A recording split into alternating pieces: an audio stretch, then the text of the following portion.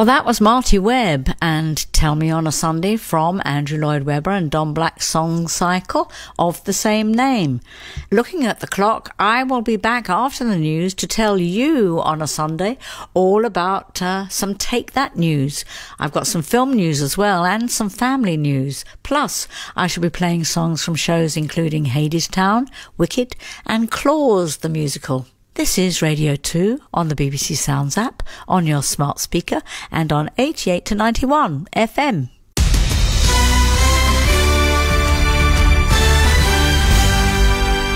BBC News at 2 o'clock. This is Francis Reid. The UK's largest nursing union is offering to suspend the strikes planned for the 15th and 20th of December if the Health Secretary begins serious negotiations over pay.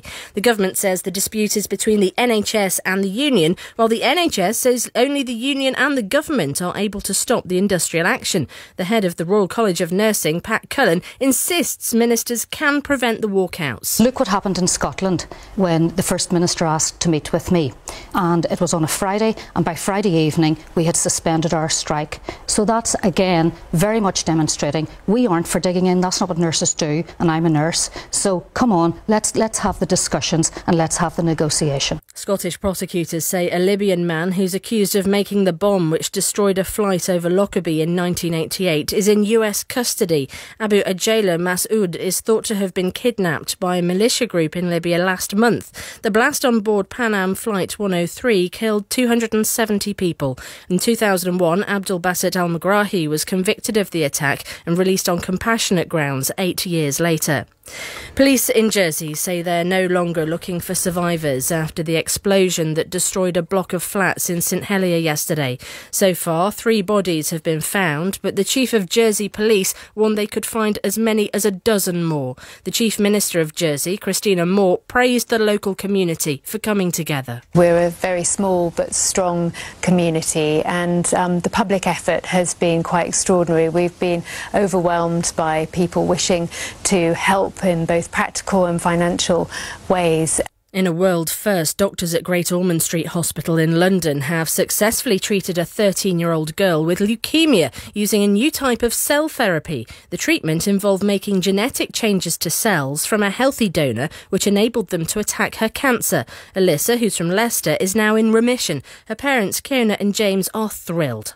To have had this extra year, even to have this last 3 months where she's been well and she's been at home and she's been doing what she's wanted, that's like a gift in itself.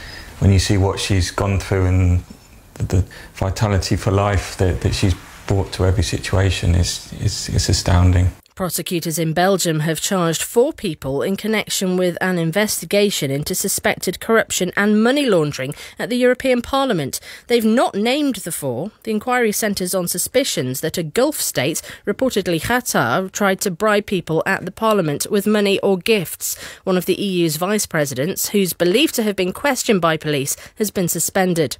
The England football team are on their way home from the World Cup after their 2-1 defeat against France in the quarter-final last night. More than 21 million people watched the closing minutes on TV. BBC News, it's 3 minutes past 2.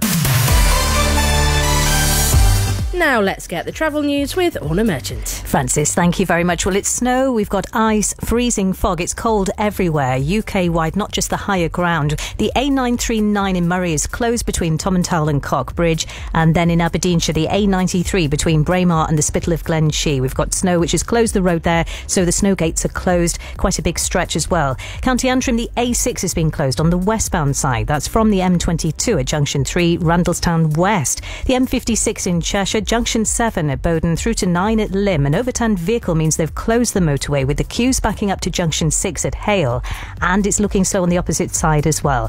South Yorkshire queues on the M1 on the southbound side approaching Junction 33, that's at Catcliffe. Snowy conditions along that stretch. The M54 has been really slow. Again, it's because of snow, and so Junction 2 at Wolverhampton to 3 at Albrighton, not great. Also the A44, now that's closed in Worcestershire because of snow, so it's between the Evesham area, the A46 and Willisley Hill. The M5 has been one of the worst areas, the southbound side between 11A at Gloucester and 12 at Quedgeley. 2 lanes were closed for an accident. There have been several accidents along the same stretch, and it's one of the areas which is showing up as very slow going indeed. So Gloucester, Cheltenham, the A417, the A40, that's at Cheltenham as well, solid. There was an accident on that southbound side, and the A429 north of Cirencester. Back with more for you in an hour.